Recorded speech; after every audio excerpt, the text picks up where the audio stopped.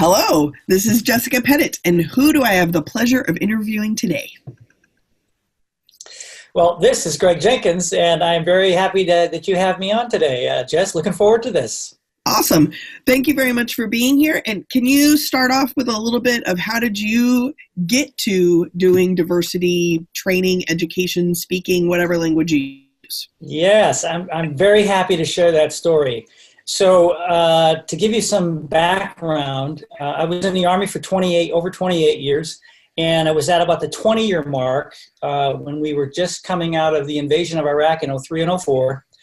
And I was planning on retiring at that point, but the United States Army offered me an opportunity to participate in an institution to learn about diversity and inclusion and equal opportunity and culture and leadership development and whatnot.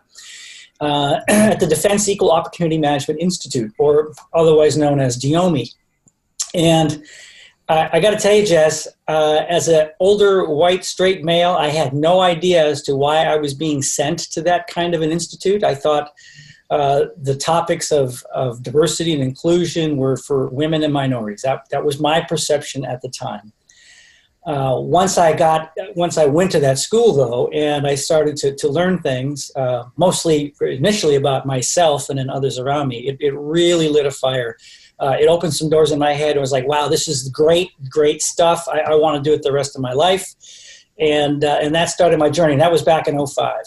So I was able to, and I'll put this into civilian terms versus military terms. So I got to serve as on the special staff of two different CEOs, in the generals, if you will. And then at the last 4 years of my career, I was extremely grateful and lucky enough to get a spot on the Army Diversity Task Force. And we worked at the Pentagon directly for the Secretary of the Army and the Chief of Staff of the Army, setting up the Army's first ever policy on diversity. And we created, competencies and leadership training and marketing and the whole nine yards. And it helped launch then into my civilian career when I retired in 2012. And now I'm the founder and CEO, if you will, of Greg Jenkins Consulting, where we do diversity inclusion training, facilitation, executive coaching, do a lot of veteran transition work as well. That's not necessarily diversity work per se, but it's the way I want to give back to other veterans that are making the transition. So that's it in kind of a nutshell. Well, that's great. Thank you so much. When I have been doing my kind of pivoting, I started my work in education market and am leaning more towards or pivoting towards association, corporate world, that kind of stuff. Right. There's a phrase that comes up in my universe a lot, and it's diversity dividends. And so translating either from military experience or your consulting experience or both, the concept of diversity dividend being that it's like driven by profits or things like this. Can you speak a little to what the term means to you, and specifically thinking about investment, action, and return? Yeah, I see diversity dividend, that term, in two ways, really. So there's a bottom line result. And I think organizations that understand understand the value of diversity and understanding that once you understand how important it is and then creating inclusive environments to then harvest the value does result in a number of positive things that result in bottom lines. Higher retention rates, less turnover obviously is combined with that. It opens up to new markets that your organization may not be not selling to or trying to sell to. And so I think those are some very concrete ways that you can measure diversity dividends. But the other thing I think is equally as important is it's human capital development. We can make better leaders. We can make better teams. If you ever have worked in an organization where you come to work every day and you're just surviving, not a very fun place to work. Versus what I like to say is, let's create inclusive leadership environments where people can thrive. Where they want to come to work, they want to produce. A person who's appreciated will work harder. And if they're not appreciated, they may take their skill sets and go elsewhere. Right. So, I see it those two ways. Yeah, no, that's great. It's interesting too is that another term that I'm looking in to see how it lands on other people Sure. is asterisks, other duties assigned. This is usually like the last line in the job description or something that allows a little more flexibility.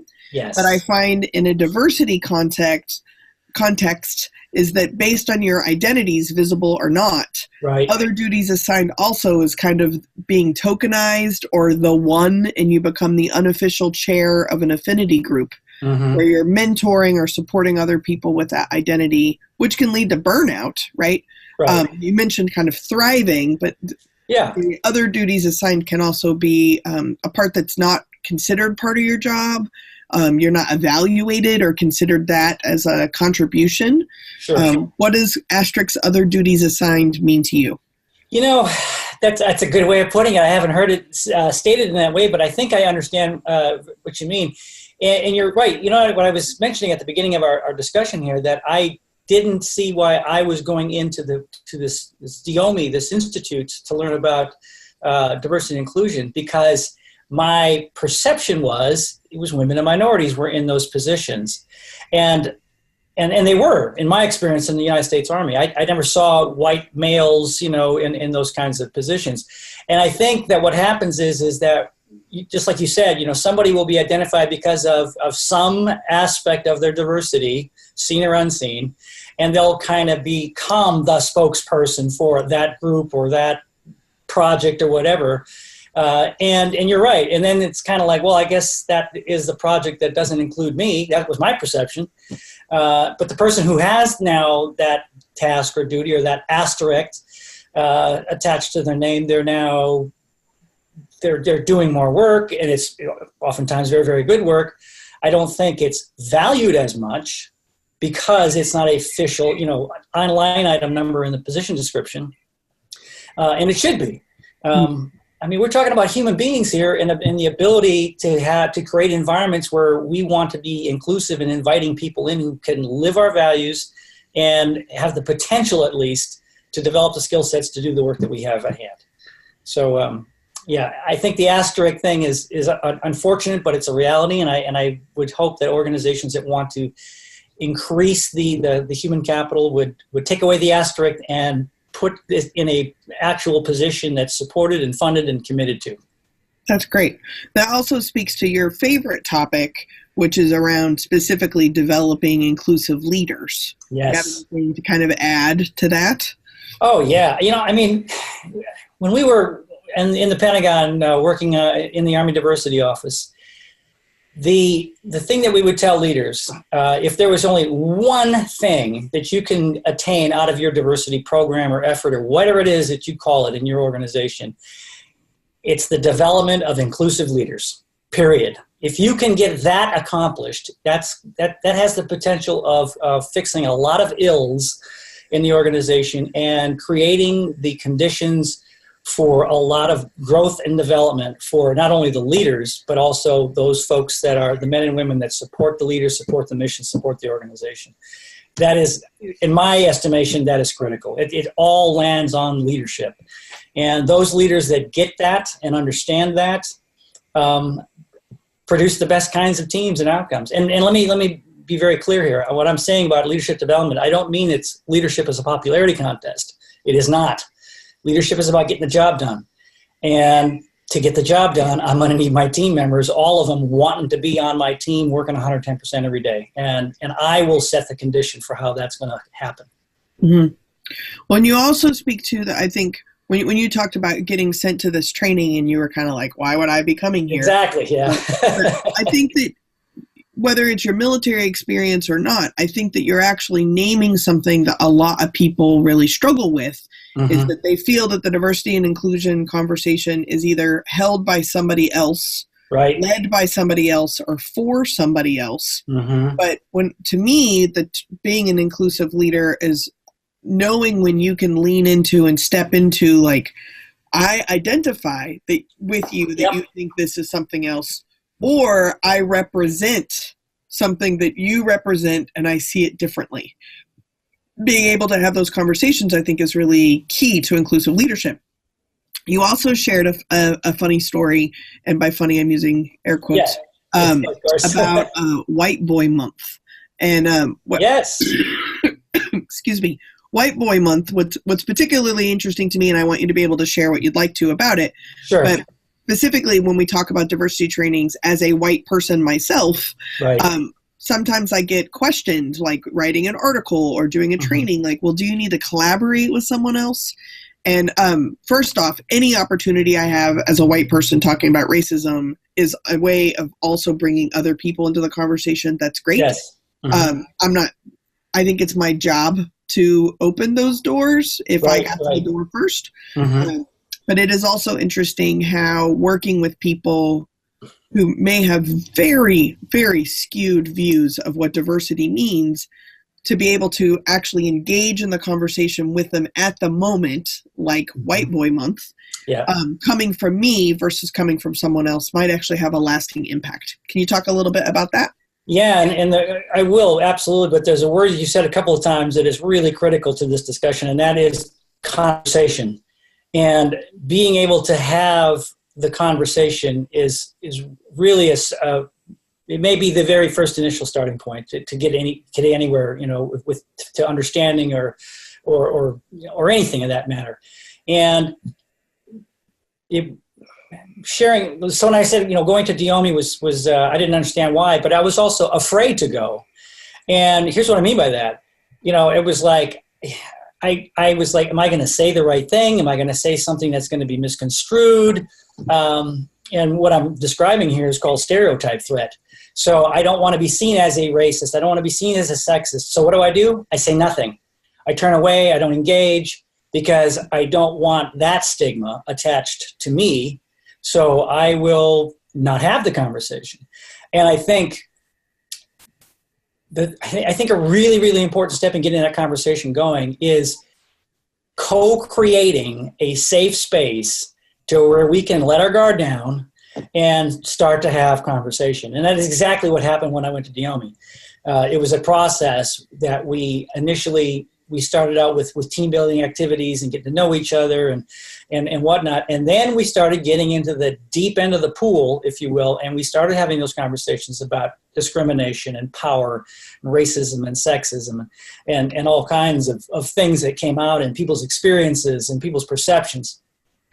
And it was so illuminating and frightful at times to have to be able to take a look inward and say, well, gee, this is I'm not as good a guy as I like to think I am, because I do harbor some of these feelings. I've never talked about them.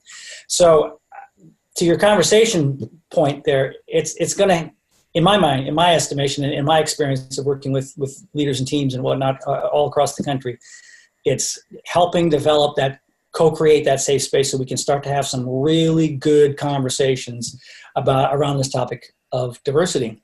And going to the white boy experience that I shared with you, I had just come from Diomi, and I was being reassigned to an organization in the Midwest. And one of the very senior leaders of the organization that I was being assigned to, also a white male, approached me as I'm going through in processing, and he says to me, basically, he says, "Oh, so you're our new equal opportunity advisor. You're going to tell us all about diversity and inclusion and how to make our organizations better, and you're going to run the special and ethnic observances. Is that correct?" And I said, "Yes, sir, it is."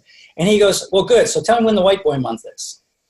And I was really, I just didn't expect that to come, as a greeting or as a conversation.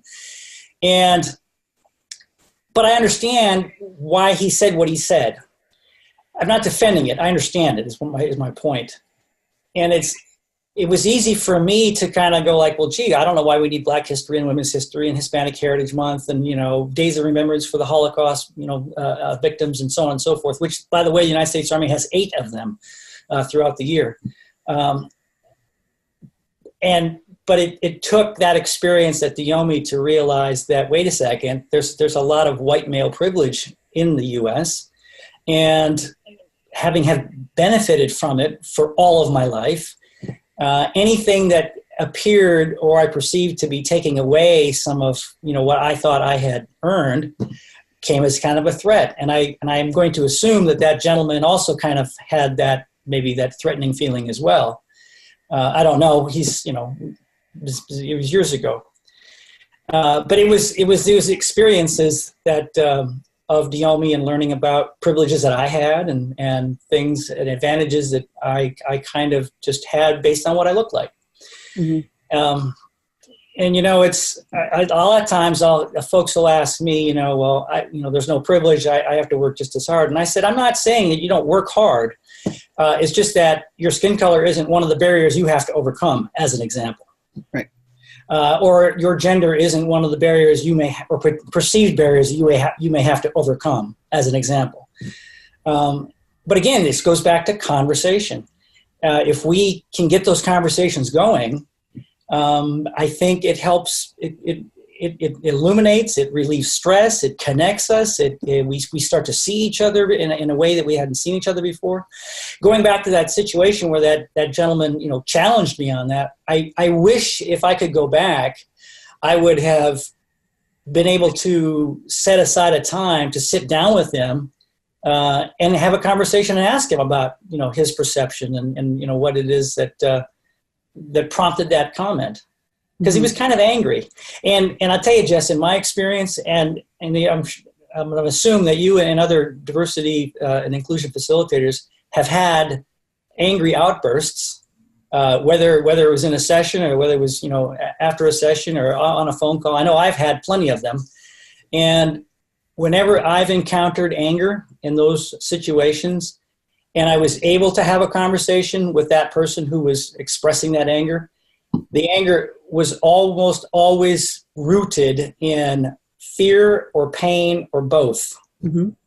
And having that be able to to co-create the safe space, to hear about the fear or the pain, really lightens the load. In my experience anyway. And getting them to say, well, hey, I don't like I don't like diversity or inclusion because of this or of that, or here's what I'm afraid is going to happen, or here's what did happen, or when I was growing up, I had this situation, and you got to appreciate those things that happen to people, and understand that those events in their lives form their perceptions, their biases, their stereotypes, and how they're going to view the world.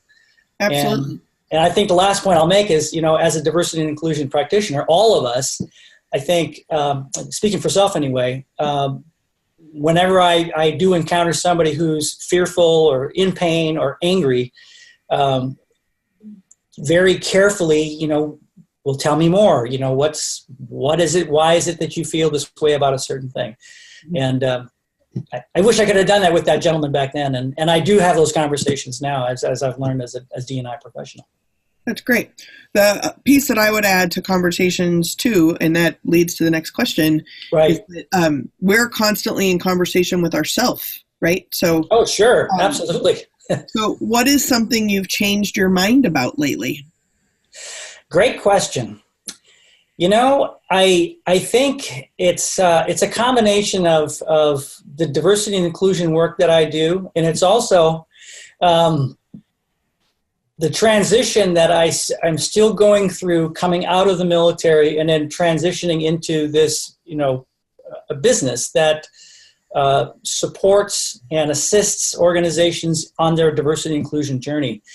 And it's really been, even though it's been over 6 years since I retired from the military, the thought process of how I think about myself differently has been so transformative.